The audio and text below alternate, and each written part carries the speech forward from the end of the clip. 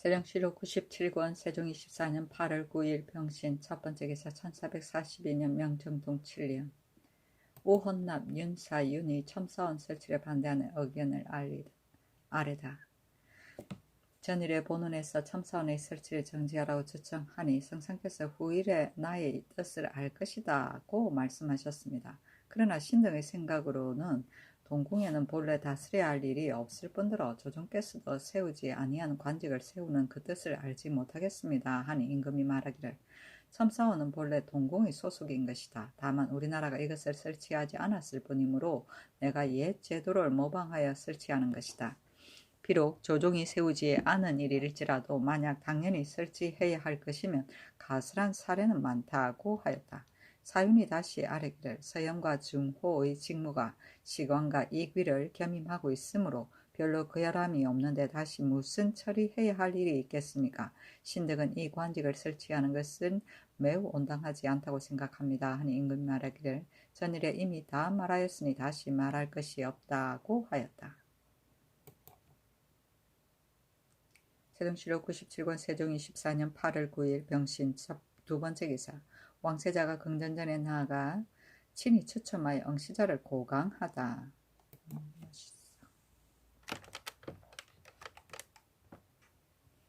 세종시록 97권 세종 24년 8월 9일 병신 세번째 기사 정원수에 들지 못한 무과 45인이 상언하다. 신등은 모두 삼시를 마치어 합격 권내에 들었으나 권시에서 50인만을 뽑는다는 정원수에 구애되어서 입격하지 못하였습니다 하는 임금이 모두 복시에 응시하게 하라고 명령하였다.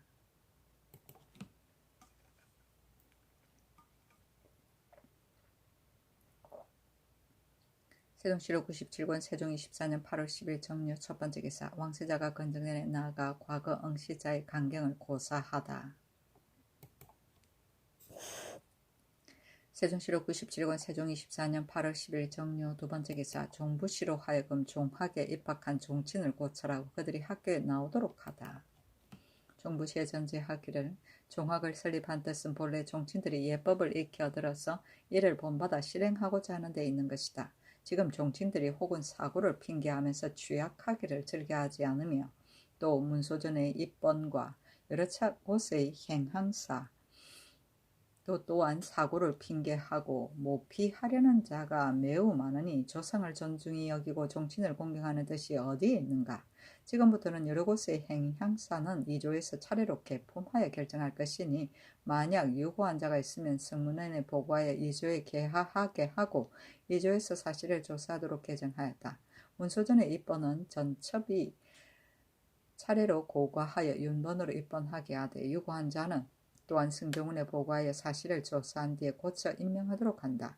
종학에 입학하는 종친은 종부시에서 전과 같이 고찰하고 어떤 일이 있어 학교에 나오지 못하는 날에는 종부시와 승정원의 서장으로 보고하게 하며 만약 예전처럼 거짓으로 속이는 자가 있으면 그 주의 경중에 따라 혹은 그에게 내린 구사를 회수하거나 혹은 벼슬을 강등시키며 혹은 직책을 파면시키거나 혹은 삭직하고 혹은 외직으로 내쫓을 것이다고 하였다.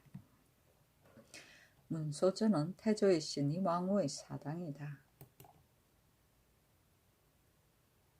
세종시록 97권 세종 24년 8월 10일 정묘 세번째 기사 병조에서 각도와 진의 첨절제사 만호를 삼을 사람을 확보할 것을 건의하다.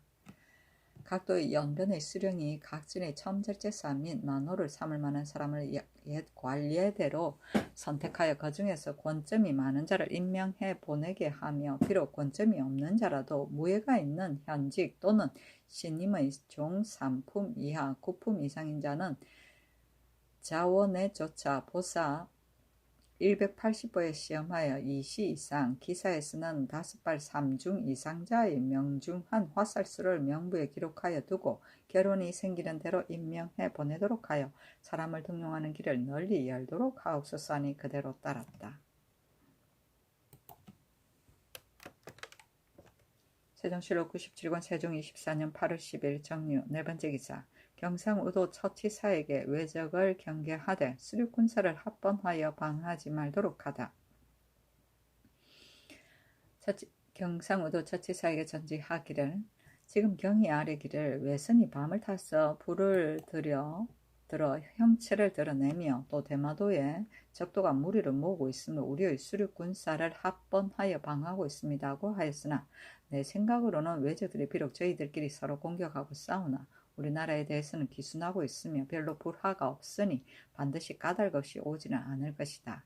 그런데 수륙 군사를 합번하여 방어에 나오게 하여서 우리의 군사들을 피로하게 만드는 것은 실로 좋지 않다. 마땅히 매월 당번인 수륙군으로 하여금 그 무기를 정비하고 봉화를 조심하며 척후를 멀리까지 보내어 항상 적을 눈앞에 보는 것처럼 하여 잘 조치하도록 하라 하였다.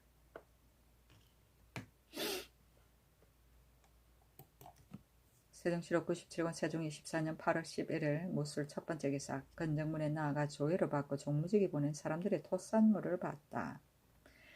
종무직이 보낸 사람 신렴, 온, 이인 등 반열에 따라 토산물을 바쳤다.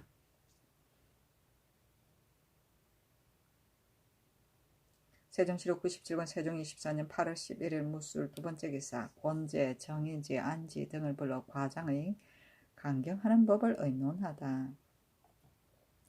동지중추원사 권제, 지중추원사 정인지, 예문제학 안지를 불러 과장의 강경하는 법을 의논하였다. 이때 유생들이 경학을 힘쓰지 않고 오로지 사장만을 익히고 있다가 전일 왕세자의 친강에서 진대하는 것이 경서의 뜻이 어그러졌기 때문에 이 의논이 있은 것이다.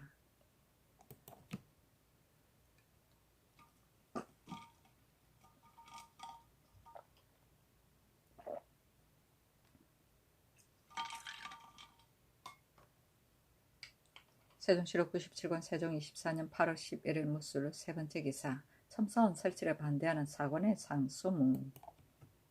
신등은 엎드려 들으니 요사이 동궁에 첨사원을 설치하여 궁중의 모든 서문을 전부 전장하게 하여 직임을 나눈다고 합니다. 신등은 거듭하여 자세히 생각하여 보아도 사유를 알 수 없으므로 여러 번 임금의 귀를 더럽히면서 이 명령을 정지하기를 바랐으나 윤허를 얻지 못하였습니다. 또 선교를 받아보니 말씀하시기를 옛 제도가 이미 그러하니 강론하는 것은 불가하다. 너희들이 계달하는 것은 이미 알고 있다고 하시었으나 신등은 친히 성상의 말씀을 듣고도 오히려 첨사원은 결코 세우지 않았으나 안 된다는 까닭을 알지 못하여 분하고 답답함을 이길 수 없습니다. 도리상 아니할 수 없는 것이라면 신등의 생각으로는 저분은 국가의 근본이므로 보필하여 유익하게 하는 방법을 삼가 힘쓰지 않을 수 없는 것은 문왕 세자편이나 가이의 보부편에 자세히 하게 여기에 감히 덧붙이지 않겠습니다. 자세하니 여기에 감히 덧붙이지 않겠습니다. 3대 때의 제도는 비록 상고할 수 없으나 삼공, 삼소 이외는 다시 들을 것이 없습니다. 만약 당나라의 육전을 가지고 논한다면 사부와 빈객은 직책이 보도에 있었고 첨사는 삼시, 십솔부의 정령을 통솔하여 그 강기를 세우는 것으로서 그의 직무를 닦았으며 춘방은 육국을 거느리고 서자의 직무를 보좌하여 시종을 관장하며 예의를 찬상하고 계주의 시비를 변정하였습니다. 우리나라에서도 일찍이 이 제도를 모방하여 사부와 빈객의 직임을 두었으며 또 첨사원, 춘방, 육국, 십솔부의 직무를 섞어서 서연관과 이귀사를 둔 지 이미 여러 해가 지났건만 별로 결함이 없었습니다. 지금 따로 첨사원을 세워서 오로지 서무를 관장하게 하고 서연관으로 하여금 강하게 전력하게 한다고 하오나 신등은 아직 첨사원이 관장해야 할 서무가 무슨 일인지를 알지 못하겠습니다. 신등의 생각으로는 세자의 직책은 임금의 식사를 살펴보며 침소에 문안 드리고 얼굴빛을 순하게 하여 승안하는 일에 지나지 않으며 또한 예의를 높이고 선비를 스승으로 삼으며 도의를 강론하여 밝히는 것에 지나지 않는 것입니다. 군사를 위무하고 나라를 감림하는 것과 같은 일에 이르렀으나 이것이 특히 한때의 사의에 의한 권도일 뿐입니다. 또 서연의 보득은 관품이 산품으로서 즉 당나라의 첨사와 비슷한 것이며 필서는 관품이 사품이어서 또한 좌우 서자와 같은 것입니다. 그 밖의 사경 등의 관직도 또한 다 당나라의 옛 제도입니다. 그렇다면 지금 비록 첨사라는 이름은 없으나 첨사의 직무는 이미 서양관에 갖추어져 있습니다. 어찌 반드시 특히 첨사관을 두고 아울러 요속을 두어 신하와 백성들이 시청을 놀라게 하십니까? 신등은 좌우에 가까이 모시고 있어서 친히 선교를 받들고서 오히려 시원스럽게 그 까닭을 알지 못하는데 하물며 소원한 여러 신료들이겠습니까? 또 여러 신료들이 그 까닭을 알지 못하니 하물며 여러 백성들이겠습니까? 온 나라의 신하와 백성들이 경악하고 두려워함이 아직까지 이와 같이 심한 일은 없었습니다. 서경에 말하기를 선왕이 이루어 놓은 법을 살피니 길이 허물이 없다고 했고 시경에는 그르치지도 않고 잊지도 아니하고 예법을 좇는다고 하였습니다. 우리의 조정이 먼 곳을 다스리고 세상을 보존하는 법을 세우며 자손을 위하여 후손을 넉넉하게 하는 법을 끼치신 때로부터 아직까지 첨사관이 있다는 것을 듣지 못하였습니다. 신등은 요승과 사망의 일과 조정이 전통을 들이운 제도가 오늘에 행하여지기를 바랍니다. 이에 어찌 성상께서는 한나라 당나라 이후의 제도를 법으로 삼으려고 하십니까? 엎드려 바라옵고 내 전하께서는 급히 이 명령을 회수하여 신하와 백성들의 소망에 부응하소서 하였으나 윤호하지 아니하였다.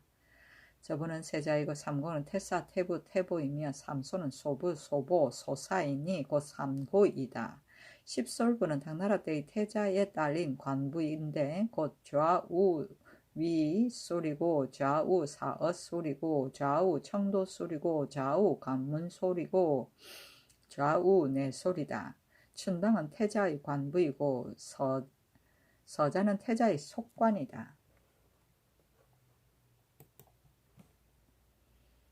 세종실록 97권 세종 24년 8월 11일 무술 네 번째 기사 형조에서 경주죄서 승통을 율에 따라 처단할 것을 아뢰다.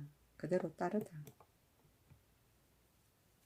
세종실록 97권 세종 24년 8월 11일 무술 다섯 번째 기사 의정부가 북경에 가는 사신의 종사관 천망을 규율에 따라 거행할 것을 건의하다.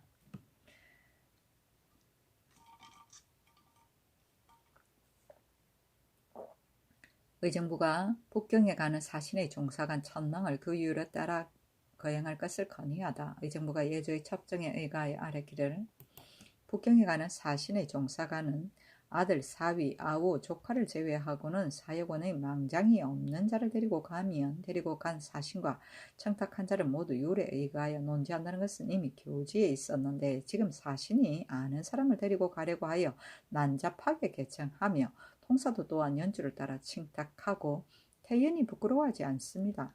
또 사역원에서도 인정상 좋아하고 미워하는 것을 가지고 어떤 자는 1년에 2번 천망하거나 해를 이어 여러 번 천망하여 불공평함이 매우 심합니다.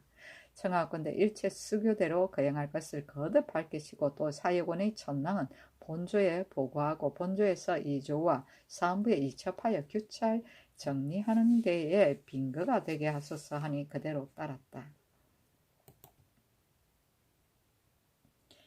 세종실록 97권 세종 24년 8월 12일 기해 첫 번째 기사 주문사 이변이 칙서를 가지고 북경에서 돌아오다. 칙서 2통을 가지고 북경에서 돌아오니 왕세자가 백관을 거느리고 모화관에 나아가 이를 맞이하였다.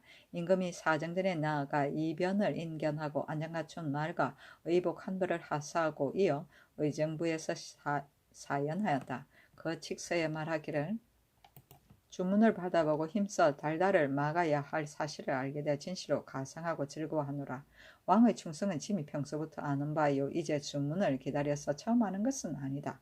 대체로 북방에 퍼져 있는 달달은 이름이 탈탈불하라고 하는 자가 권신 탈환을 세워서 임금을 삼은 것이다. 비록 그에게 헛된 이름만 빌려주었으나 실지의 권한은 탈환이 마음대로 하고 있다. 전년에 탈환은 이미 죽고 그의 아들 야선이 그의 무리를 이어받아 가지고 전과 같이 전권을 휘두르고 있다.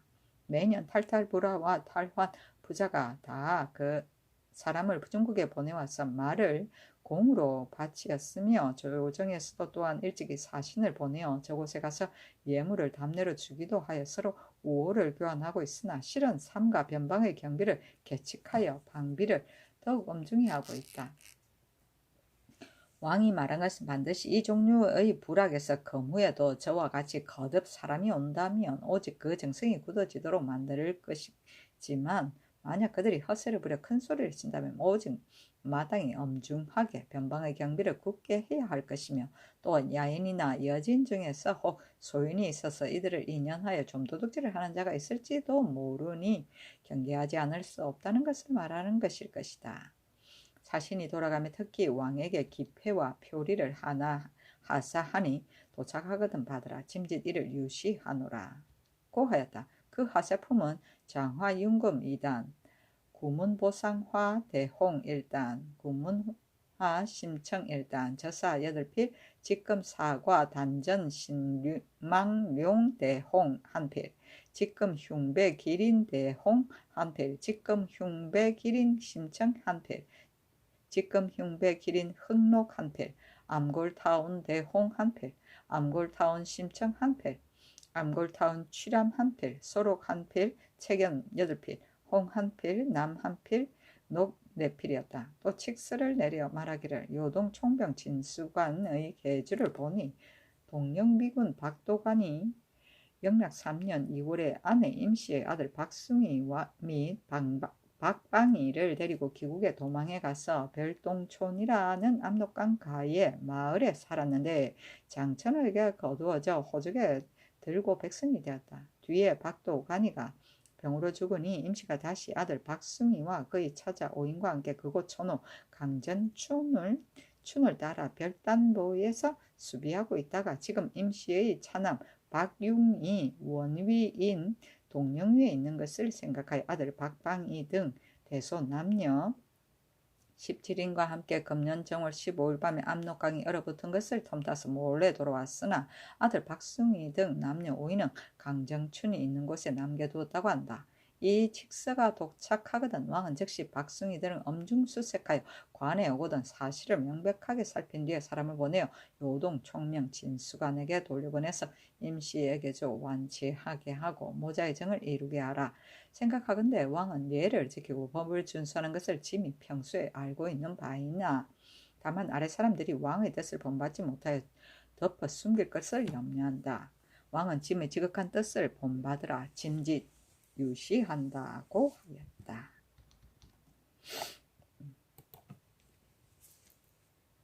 세종실록 97권 세종 24년 8월 10일 기한 두 번째 기사. 성균 생원이 의금부에 수금된 스승을 풀어달라고 상소하다. 성균 생원 박충문 등 90인이 상소하기를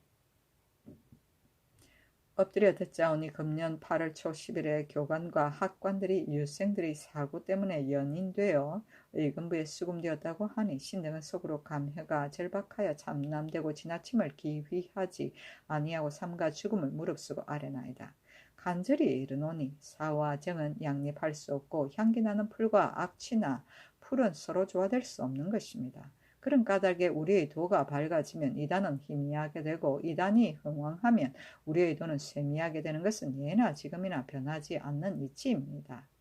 이에 우리 태조께서는 천운에 순응하여 나라를 여시어 사도를 높이 승상하고 먼저 이단을 배척하였으며 태종은 이를 잘 이어 조술하고 더욱 문교를 높였습니다. 또 우리 주상 전하에 이르러서는 돈독히 도학의 발음을 믿고 옳은 것 같으면서 그런 것을 통찰하시어 그 사사로이 중의되는 것을 금지하고 그들의 노비들을 몰수함으로써 선성의 도를 익히게 하고 사슬의 해독을 물리치시니 신등은 사도가 날로 상승하는 것을 얼마나 다행으로 여겼는지 모릅니다. 전일에 학도 수십인이 황망함을 이기지 못하여 산사에 놀러갔을 때 저 중의 무리들이 유산의 검령이 있음을 빙자하고 자기들 여러 사람의 힘이 강한 것을 믿어 동국까지 쫓아와서 구타까지 하여 모욕을 주고 또 거짓으로 망령된 고소를 제기하였습니다. 우리 전하께서 우선 그 정상을 신문하기 위하여 담당 관원에게 넘겨서 그 까닭을 물으시니 처리하심이 매우 타당합니다. 그러나 유생이 중위 곰판정에서 동등한 위치에서 같이 송사한다는 것은 비록 미친 아이들이 자초한 일이기는 하나 사도를 위하여 생각할 때에는 진실로 유감됨이 있습니다. 더욱이 그 사고가 사장에게 영겁하여 수금된 채 추국을 당하게 되는 신등의 심정은 답답합니다. 그러므로 장차 비록 죄를 입을지라도 감히 호소하는 것입니다. 대체로 성균관은 풍속교화의 근원이고 예악의 갈피입니다. 이 직속을 맡은 자는 비록 사소한 과실이 있을지라도 특히 용사하는 것은 중하게 대우하기 때문입니다. 신등이 삼가 학기를 상고하여 보니 이에 말하기를 무릇 학의 도는 스승을 엄하게 여기는 일이 어렵다. 스승을 엄하게 여긴 뒤라야 도를 존중하게 되며 도를 존중한 뒤라야 백성인들이 배움을 존경할 줄 안다고 하였습니다. 지금 용렬한 중의 한때의 무고를 가지고 교관과 학관을 불러다가 옥에 가두어서 만세의 스승을 엄하게 여기는 도리를 더럽혔으니 신등은 장차 어디로 돌아가야 하겠습니까? 신등의 생각으로는 전하께서 스승을 높이고 선비를 중하게 여기는 일을 하고자 하지 않음이 아니나 이와 같은 상태에 이르게 한 것은 교관으로 하여금 그 규찰할 바를 반성하고 학자는 그 엄중한 다스림을 두려워하게 하기 위한 처사로서 지나간 일을 징계하여 뒷일을 경계하시는 뜻이 진실로 얕지 않습니다. 그러나 무식한 승도들이 망령되게 말하기를 전하가 우리 도를 숭상하고 믿는다고 하면서 검지하는 법령을 돌아보지 않고 이 아닌 것을 함부로 감명하여 아니하는 일이 없습니다. 신등은 이단의 해독이 이 일로 인하여 바야흐로 확장되고 우리의 유도는 이로부터 잠자고 쇠미하게 되지는 않을까 염려됩니다. 역경에 이르기를 이를 만드는 데는 처음을 꾀하라고 하였고 시경에서는 처음 조그만 새가 헐헐 날아가는 큰 새가 되는구나 라고 하였습니다. 진실로 그러합니다. 처음을 삼가하지 아니하면 마침내 금할 수 없을 것입니다. 엎드려 생각하옵건대 전하께서는 처음을 더욱 삼가하실 것입니다. 또 본관, 생원과 진사의 상주하는 것입니다. 그리고 유학의 무리는 다만 동서제의 기숙하에 서로 번갈아 들어오고 나가고 할 뿐입니다. 더군다나 200인이나 되는 유생 가운데 어찌 고유하는 자가 없겠습니까? 이제 유학, 이극배, 서강 등 두어 사람이 속일 수 있는 방법으로 여러 가지로 고유한다면 사장이 어찌 그 진정과 허위를 알고 허락하지 않는 일이 있을 수 있겠습니까?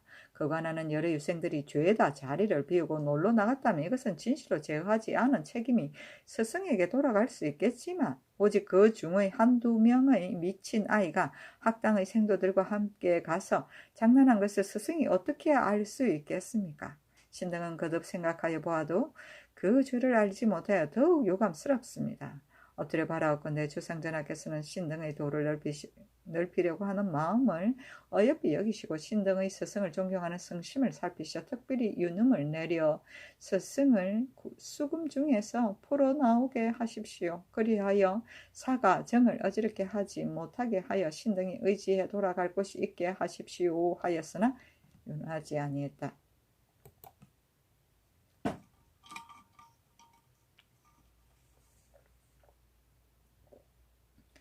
세종실록 97권 세종 24년 8월 10일 기해 세 번째 기사. 좌정은 여효온이 아뢰기를 신등은 첨사원의 설치에 대한 일로 두 번이나 천청을 더럽혔으나 윤허하심을 입지 못하 대단히 불만스럽사오니 바라옵건대 밝은 판단을 내려주옵소서 하니 임금 말하기를 나는 다시 할 말이 없다고 하였다. 효온이 다시 아뢰기를 성균관은 풍화의 근원이며 기재하는 유생들을 장이나 차장이 당연히 단속해야 할 바는 아닙니다. 지금 한두 기재생의 광망 때문에 모두 의금부에 수금되는 것은 신은 온당하지 않다고 생각합니다. 아니 임금이 말하기를 너희들의 말이 옳다. 지금 의정부의 추익이 곧 끝나게 되었으니 잠깐만 기다리라 하였다.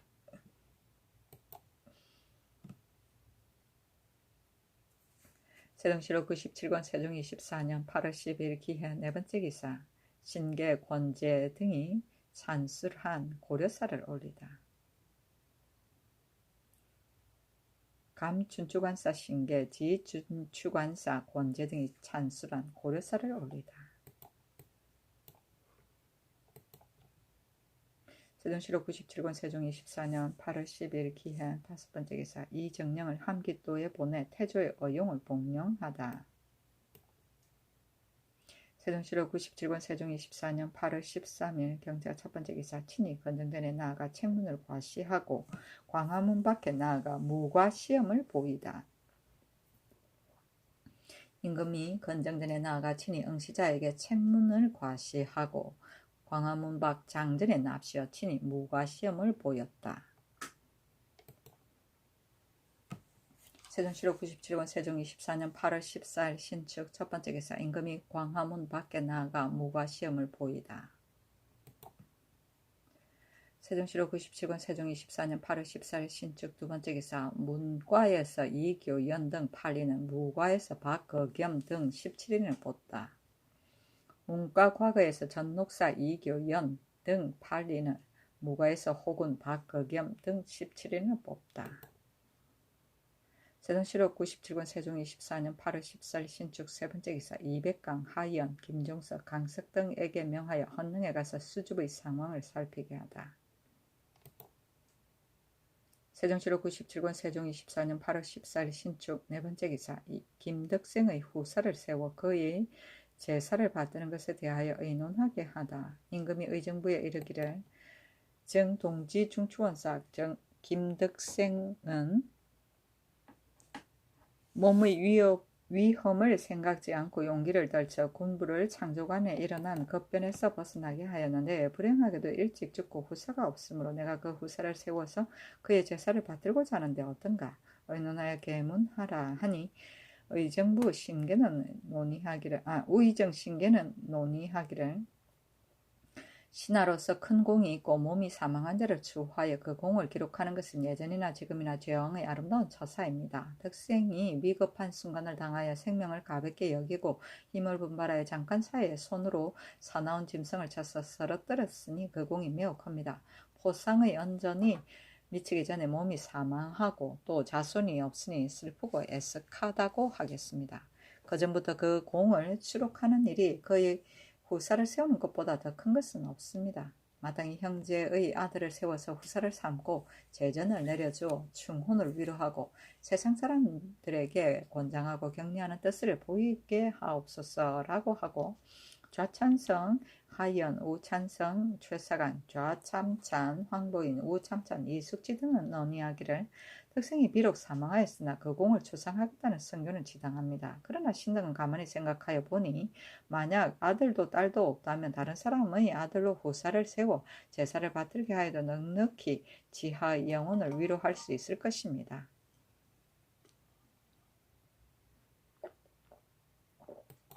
그러나 지금 세상의 풍속에는 비록 봉사할 아들이 없더라도 만약 딸의 자손이 있으면 다른 사람의 아들을 빌려서 후사를 삼는 사람은 한 사람도 없습니다. 정리가 진실로 그러합니다. 덕생이 사망한 지가 이미 여러 해 되었는데 이 언전을 의논하라고 명령하신 것은 특별한 언전입니다. 제전을 덕생의 외손에게 주어서 향사하게 한다면 그 자손들은 반드시 성심껏 제사를 받을 것이며 신도 또한 감격할 것입니다. 만약 덕생의 아우 김우생의 차자로 후사를 삼는다면 이 후한자가 아들이 되어 반드시 덕생의 외손과 노비나 토지를 가지고 서로 다투게 될 것이므로 정리가 순편하지 않을 것 같사오니 어찌 덕생의 본심이라 하겠습니까? 만약 전지와 노비를 본손의 소유인 것으로 여겨 추탈할 수 없다고 한다면 원래 제사는 정성을 위주로 하는 것인데 우생의 아들의 정이 어찌 본손의 친히 하는 정만 할 수 있겠으며 또 어찌 성심으로 봉사하겠습니까? 제전을 덕생의 외손에게 주어서 길이 향사하도록 특별한 언전을 베풀어 주는 것이 어떠하겠습니까? 하였다. 임금이 신계의 논의에 따르고 드디어 전지하기를 정동지 중추원사 김덕생은 태종의 잠재에 있을 때 위급한 순간을 당하여 과감 용맹하게 몸을 떨치어 능히 태종의 불측한 변을 구제한 그 공이 매우 크니 영구히 잊을 수 없다. 불행하게도 일찍 죽고 또 사자가 없어서 포상하는 언전이 지금까지 거행되지 못하고 진실로 골전이 되었으니 마땅히 후사를 세워서 그 제사를 받들게 하고 그 재정과 노비를 주어 길이 후세까지 미치게 하여 그 공을 보답해야 하겠다. 그 전지와 노비의 수는 일체 송거신의 전례에 따르도록 하라 하였다.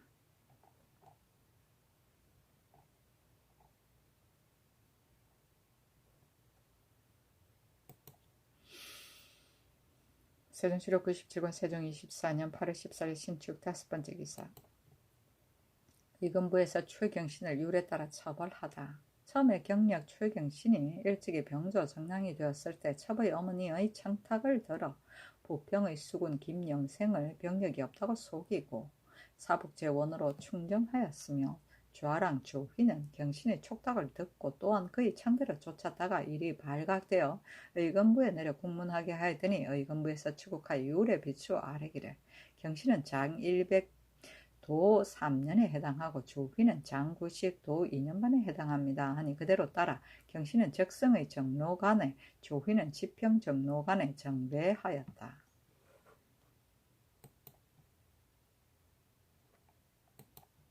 세종실록 97권 세종 24년 8월 15일 임인 첫번째 기사 최사강을 통해 북경에 보낸 표문 좌찬성 최사강을 보내어 북경에 가서 사언하고 이어 박숭이의 일을 아뢰게 하였다.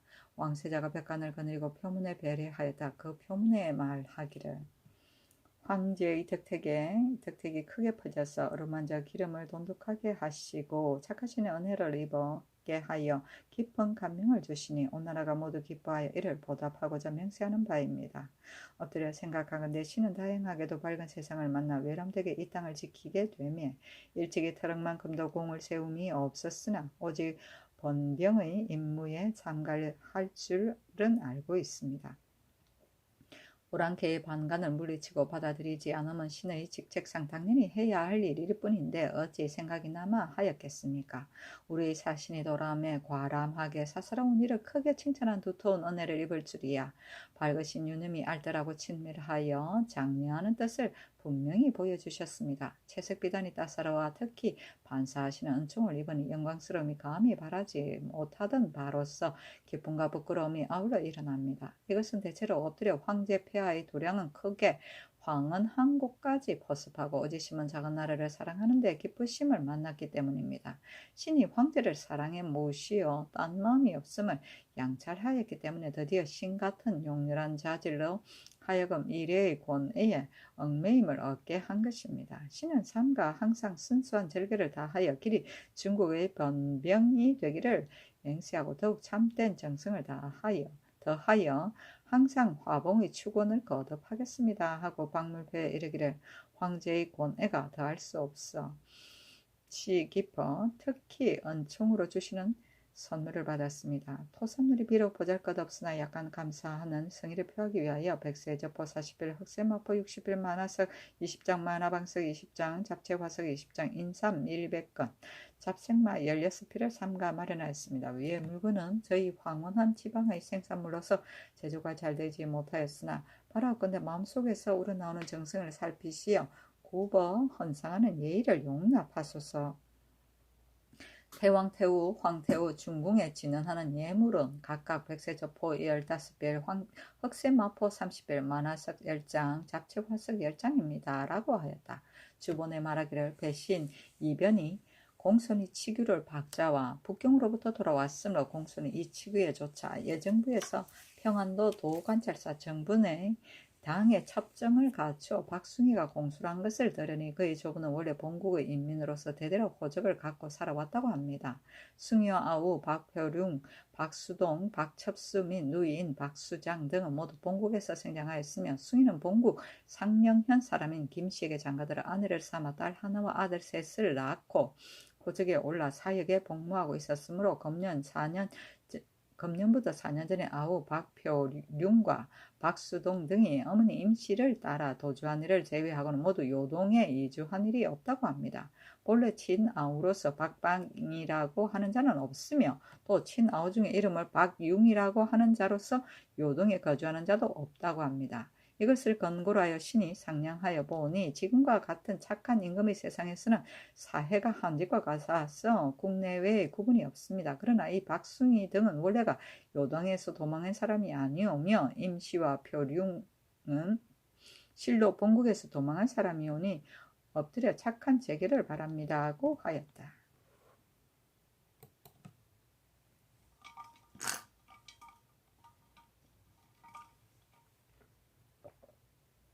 세종실록 97권 세종 24년 8월 15일 이민 두번째 기사 진양대군, 안평대군 등에게 명하여 헌능에 나가 수집하는 상황을 살피게 하다. 진양대군 이유, 안평대군 이용, 우의정, 신계, 도승지, 조서강에게 명하여 헌능에 나가서 친히 수집하는 상황을 살피게 하였다. 세종시로 97권 세종 24년 8월 15일 이민 세 번째 기사 의금부에서 유생과 교관의 죄를 계사하다. 유생과 교관의 죄를 갖추어 기록하고 율에 비추어 계사하였다. 유생으로 나이가 20세를 넘은 자 5인에게는 장 60회에 해당한 속전을 받으며 그 나머지 사람들은 모두 죄주지 말 것이며 중2는 장 80의 형에 처하고 교관들은 또한 다 죄주지 말 것을 명령하였다. 세종시록 97권 세종 24년 8월 16일 개묘 첫 번째 기사 강릉전에서 연회를 열다. 세종시록 97권 세종 24년 8월 16일 개묘 두 번째 기사 종정승이 사람을 보내 토산물을 바치다. 고로나시 등 5인을 보내와서 토산물을 바쳤다. 세종시록 97권 세종 24년 8월 17일 갑진 첫 번째 기사 사헌부에서 첨사원 설치를 반대하는 상소문. 가만히 들으니 옛날 어진 임금은 초동 묵수에게도 반드시 물어보았으며 비건한 말도 반드시 살펴서 자기의 고집을 버리고 남의 의견에 쫓았다고 합니다. 이것이 거덕은 높아지고 사업은 더욱 넓어져서 무궁한 뒤 세상에 훌륭한 이름을 전하게 되는 까닭입니다. 신흥은 삼가 동궁 첨사원을 설치하는 것이 온당하지 않다는 일을 가지고 여러 번 천장을 더럽혔으나 옳다고 윤허하심을 입지 못하였습니다. 신등은 다만 용렬하고 오활한 몸으로 직책이 언관에 참여하고 있기 때문에 마음은 아프고 일은 급하여 스스로 그치지 못하고 감히 낮은 정성을 발로하여 우러러 임금의 위엄을 무릅쓰고 아뢰입니다.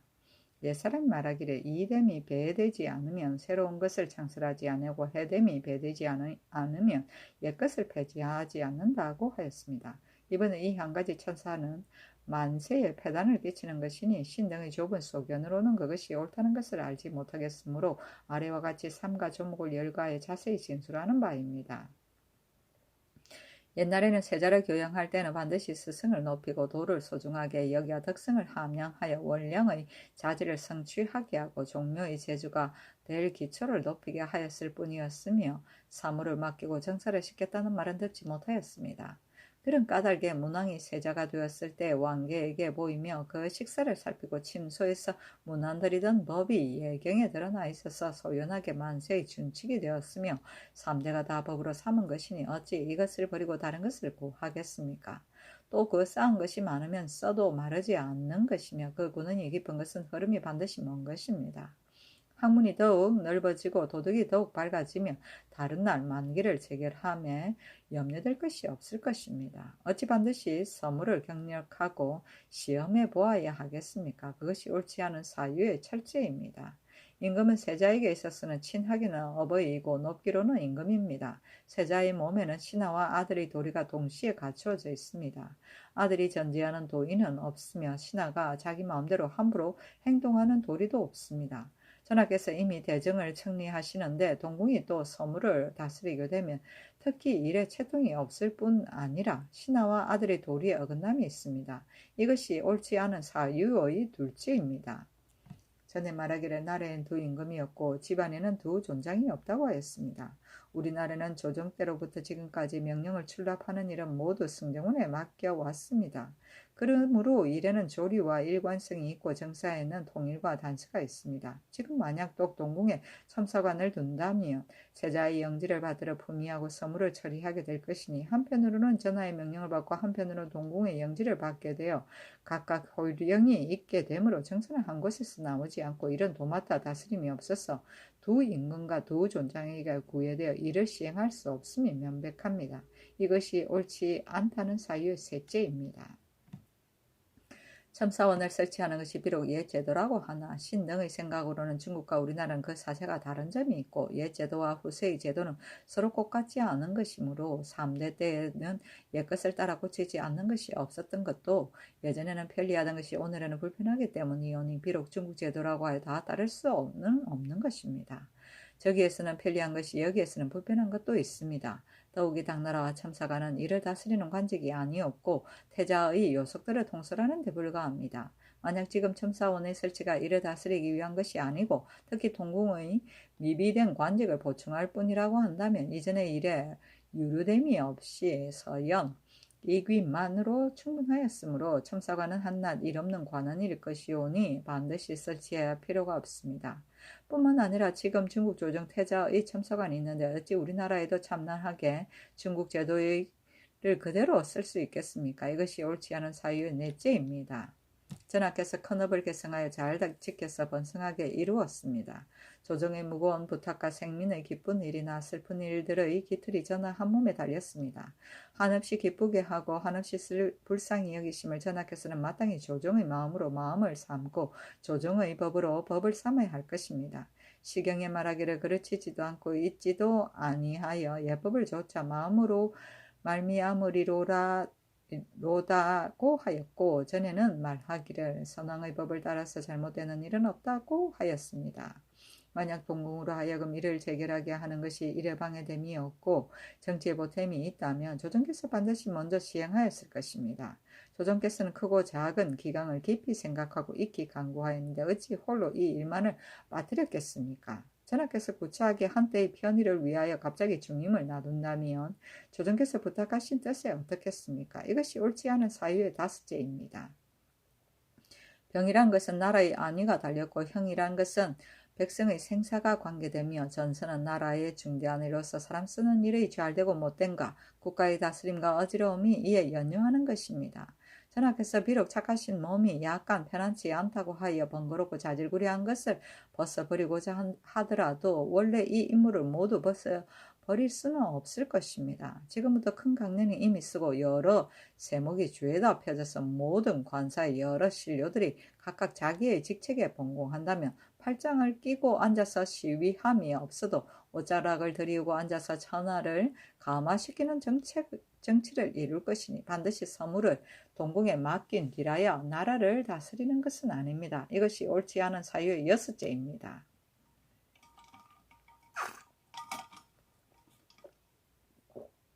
대체로 법을 세우고 제도를 창설하는 것은 후세에 계승시킬 만한 것이어야 할 것입니다.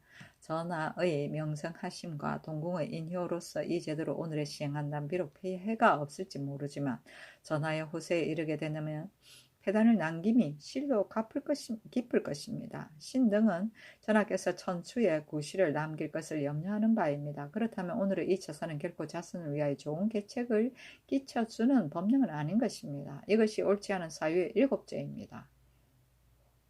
대체로 꾀를 내고 일을 만드는 것은 옛 제도에 어그러짐이 없고 지금의 민심에 놀라는 것이 없어야 합니다.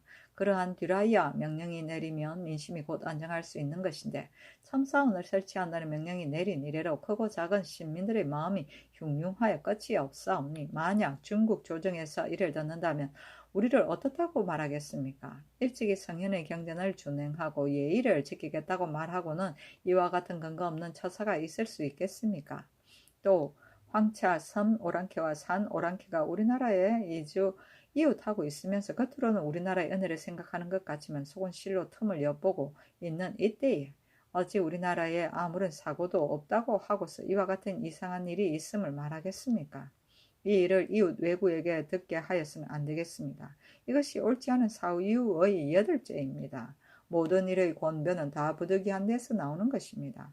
지금으로 말하면 전하께서는 춘추가 한창 장성하시고 성체는 강령하시며 신하들은 마음을 합하여 서로 공경함으로 조정은 맑고 밝아지며 덕정과 교화는 두루 흡족하여 위엄과 무용은 멀리까지 드날리고 온 나라 안이 편안하고 안정하여 모든 백성들은 열복하고 있습니다. 이러한 당당한 성세에 어찌 갑자기 전고에 없었던 일을 시행하려 하십니까? 이것이 옳지 않은 사유의 아홉째입니다.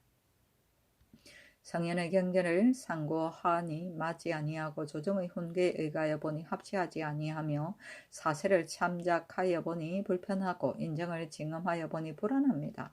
또 대신은 전하께서 더불어 천위를 함께하여 천직을 다스리는 자로서 의는 팔다리와 같고 일이 있으면 반드시 자문하는 것이온데 그늘의 정부의 대신들이 이 명령을 환수하라고 논박하였으나 아직 명백한 답이 내려졌다는 말을 듣지 못하였습니다. 신등은 가만히 생각하옵건대 전하께서 생각을 신중히 하여 이를 마땅한 바를 깊이 헤아리신다면 이 처사가 온당한가 아닌가를 단연 쉽게 아실 것이온데 어찌 이를 중지시키심을 의심하십니까? 또 이의 관계가 지극히 중대하여 만약 혹이나 시행하는 것을 중지할 수 없다고 생각하신다면 엎드려 바라건대 굽어 민정에 따르시어 급히 이 명령을 회수하십시오. 그리하여 옛날의 교훈에 합치하게 하고 이의 마땅한 바에 편리하게 하며 여러 사람들의 마음을 편안하게 하시고 또 옛날 성인들이 초동 목수에게도 묻고 비근한 말도 살피는 훌륭한 마음을 스승으로 삼으신다면 종묘 사직에 매우 다행한 일이며 억조 창생의 매우 다행한 일이 되겠습니다. 고 하였으나 임금이 윤호하지 아니하고 말하기를 경등은 비록 말하기를 이 관직은 조정이 세운 것이 아닙니다고 하나 시대와 사세가 다른데 어찌 일률적으로 논할 수 있겠는가 하였다.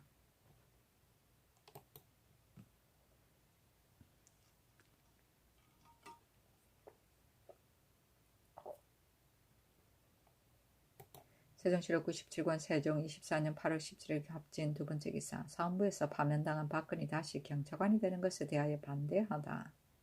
사헌부에서 또 아뢰기를 박근은 신유년에 평안도의 성을 감독하여 쌓았으나 한 해를 지나가기도 전에 무너졌으므로 이 때문에 주의를 받고 관직을 파면당하였는데 이제 직첩을 돌려주시고 얼마 안 되어 경찰관의 임무를 주셨습니다.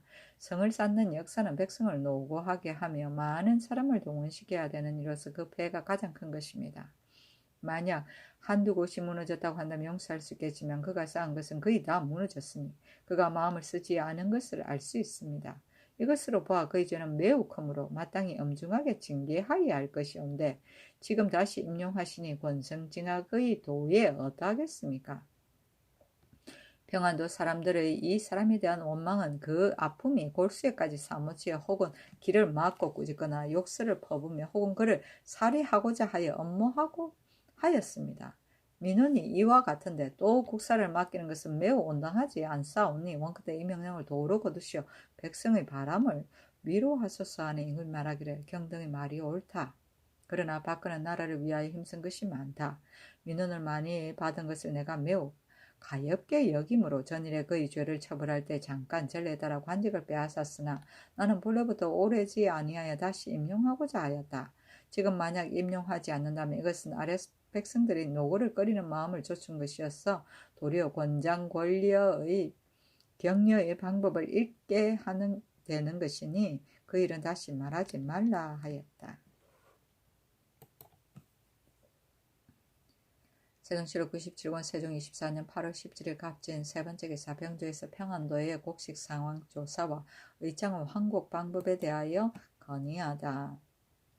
병조에서 평안도 관찰사의 관문에 의가에 아뢰기를 본도의 연변 각 고을의 수령들은 방의에 관한 일이 가장 긴급하기 때문에 백성을 다스리는 행정에 전력할 수 없습니다. 더군다나 지자성군사 등은 허공교의 지이상군사는 양토리에 삭천부사는 구령과의 거리가 수십 리 되는 곳을 항상 왕래하면서 수하느라고 백성의 일을 돌아보지 못하오니 청하옵건대 가을철에 곡식의 채송과 충실을 조사할 때와 의청의 대출곡을 받아들일 때는 각 곳의 군관과 입분갑사 중 지략과 용맹이 있는 자로 두목을 삼고 아울러 토간천으로 하여금 수호하게 하고 각계 수령은 5일에 한 번씩 고찰하게 하옵소서 하니 그대로 따랐다.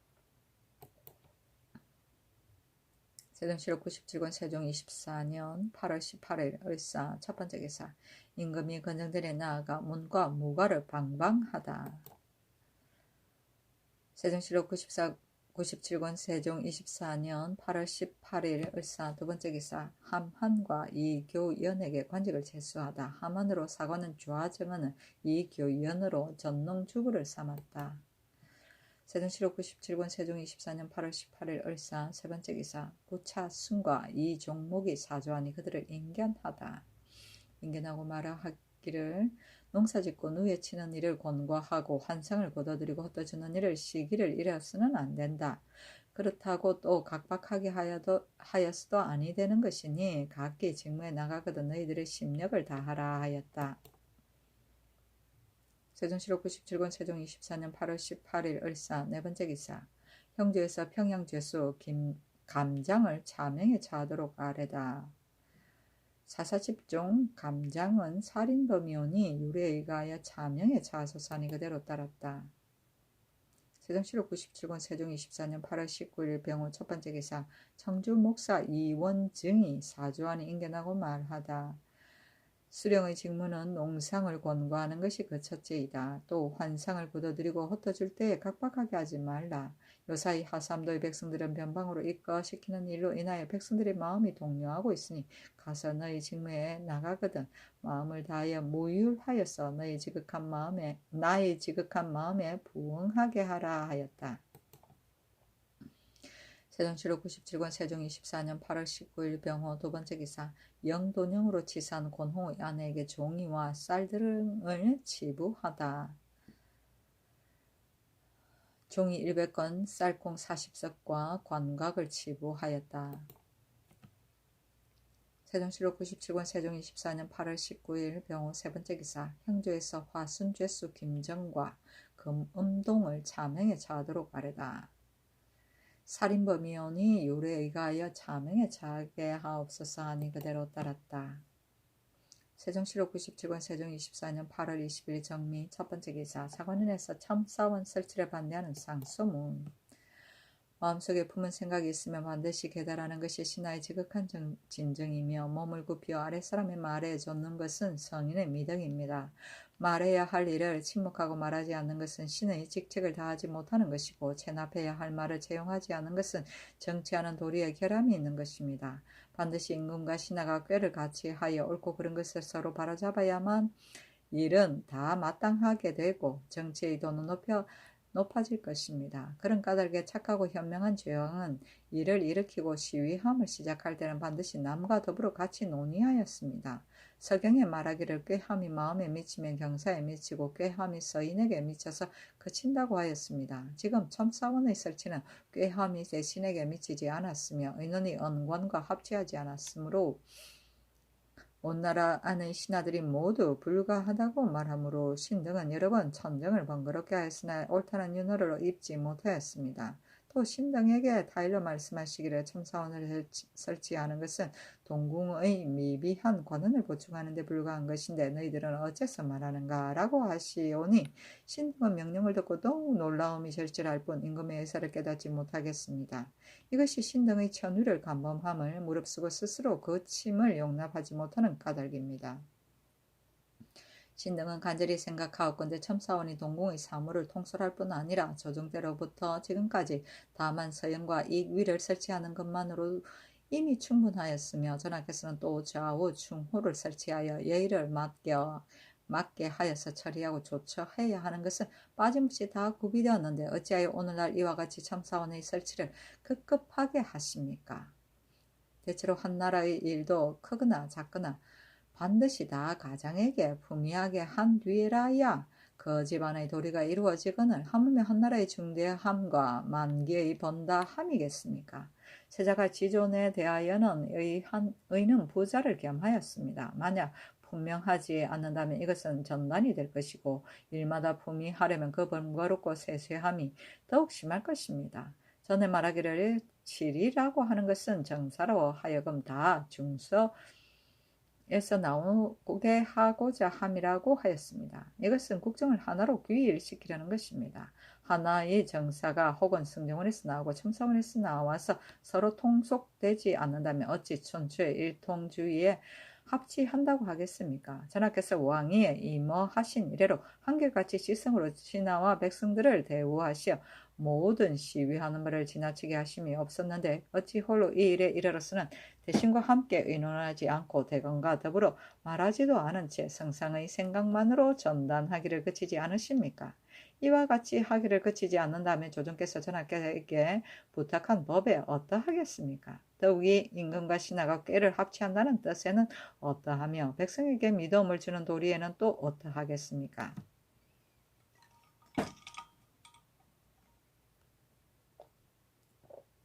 이것은 환관직을 세우는데 세 가지 잘못이 갖추어진 것입니다. 신등은 그것이 옳은 것을 알지 못하겠습니다. 옛 제도를 상고하여도 맞지 않고 오늘의 시행하여도 온당하지 않으며 후세에 끼쳐서 배단이 있는 것을 전하께서는 장차 어디에 쓰시려는 것입니까? 엎드려 바라옵건대 급히 이 명령을 정지하시고 구보 민정에 쫓으시면 종묘 사직과 생민의 행복이 이보다 더할 수 없겠나이다 하였으나 임금이 윤허하지 아니하고 말하기를 첨사원은 옛 제도에 있는 것인데 너희들은 어째서 이와 같이 고집하는가 하였다. 우헌납 윤사윤이 아뢰기를 당나라의 제도에 태자 참사원이 있었던 것은 태자의 궁중에 사무가 번다 하였기 때문입니다. 지금 동궁에는 이미 번거롭고 소요스러운 일이 없으며 또 서연과 중호 등의 관원이 있어서 또한 사무 처리를 겸하고 있는 것입니다. 그런데 하루아침에 갑자기 조종 때에 없던 관직을 설치한다면 다만 신등만이 놀랄 뿐이 아니라 온 나라의 시민들이 거의 다 불과하다고 할 것이오니 이 명령을 폐지하여야 되겠습니다. 임금이 말하기를 내가 이미 알고 있다 하였다.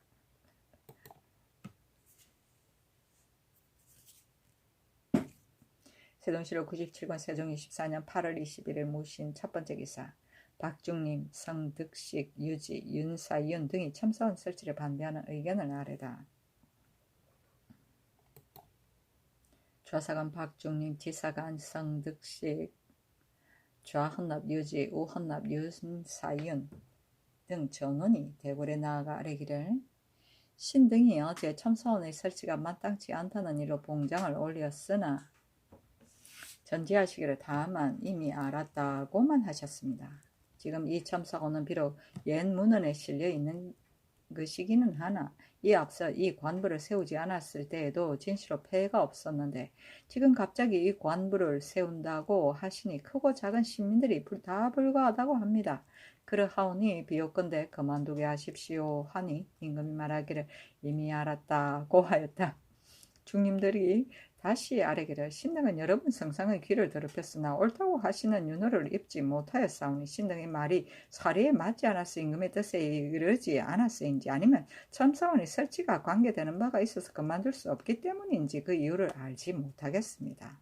한갓 신등만이 불과하다고 하는 것이 아니고 온 나라의 시민들이 다 온당하지 않다고 하오니 우선 백성들이 원하는 바에 쫓아서 급히 이 명령을 철회하십시오 하였다. 임금이 말하기를 앞에서 할 말을 이미 다 했으니 내게는 할 말이 없다고 하였다. 세종시록 97권 세종 24년 8월 21일 무신 두 번째 기사 의정부가 김덕성의 제사를 받을 후사에 대하여 건의하다. 의정부가 이조의 첩정에 의하여 아뢰기를 김덕성을 그의 아우 김우생의 차자로서 후사를 삼아서 그의 제사를 받들게 하였으나 차자가 잔약하고 옹졸하오니 그 다음 아들로 후사를 삼고 좌명공식 4등의 예의에 의하여 노비 6구와 전지 60개를 주도록 하옵소서 하니 그대로 따랐다. 세종시록 97권 세종 24년 8월 21일 무신 세 번째 기사 종원질과 종성부 종정성이 사람을 보내 토산로를 바치다. 정대량 등 4민을 보내오고 종정성이 다라사야몬 등 5인을 보내와서 토산로를 바쳤다. 세종시록 97권 세종 24년 8월 23일 경술 첫 번째 기사 의정부 조화참찬 황보인이 참사원 설치를 반대하는 의견을 아래다. 의정부 좌참찬 황보인이 본부의 의논을 가지고 와서 아뢰기를 참사원에 대하여 역대를 상고하여 보니 3대 이전에는 이것이 없었습니다. 또 중국의 태자궁에 이 관부가 있었다고 말하나 우리나라와 중국은 사세가 달라서 서양과 이길사만으로도 동궁의 여러 가지 일을 처리하기에 넉넉합니다. 더군다나 동궁은 오로지 경사를 강론하는 것을 힘쓸 뿐이고 다시 다른 일은 없사오니 참사원이라는 것은 실로 쓸데없는 관부로서 결코 설치하였으면 아니 되겠습니다. 하니 임금이 말하기를 경등의 말이 옳다. 그러나 근래에 나의 안질이 더욱 심하여져서 칙수를 맞이하는 일은 국가의 큰일이건만 오히려 몸소 친히하지 못하고 세자로 하여금 대행하게 하니 이것도 또한 부득이하기 때문이다. 경등은 큰일을 대행하게 할 때에도 일찍이 중지시키지 않았는데 이 관부를 설치하여 서무를 나누어 처리하는 것은 무엇이 대체 해롭다고 하여 거듭 와서 아뢰는가. 요사이 세자로 하여금 혹은 나가서 관사하게 하고 혹은 나가서 사냥하게 하려고 한다. 그러나 세자로 하여금 유의를 하게 하려는 것은 아니다.